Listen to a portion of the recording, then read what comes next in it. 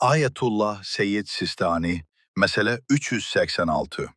Müsəlman qadın və onun vəlisi himayəsində yaşadığı şəxs də həmin qadınla ailə həyatı qurmaq istəyən kişinin şəxsi keyfiyyətlərini nəzərə almalı və yalnız imanlı, əxlaqlı, şərab içməyən, xoşagəlməz işlərdən və böyük günahlardan uzaq olan bir kişi ilə evliliyə razılıq verməlidirlər.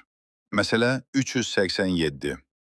İmanlı və əxlaqlı, maddi durumu etibarı ilə zəngin olmasa belə, mənəviyyatı zəngin olan, elçiyə rədd cavabı vermək təqdirə layiq bir hərəkət deyil. Allahın elçisi sallallahu buyurardı. Qapınıza xarakteri və mənəviyyatı sizi qane edən bir şəxs elçi gələrsə, ona rədd cavabı verməyin. Əks təqdirdə bunun nəticəsi olaraq cəmiyyətdə fitnə və ciddi fəsadlar yarana bilər. Məsələ 388. Bir cütlüyün ailə həyatı qurmasına yardım və vasitəçilik etmək, tərəfləri razı salmağa çalışmaq bəyənilən əməllərdəndir. Seyyid Sistani, El-Fiqhu lil-Muğtəribin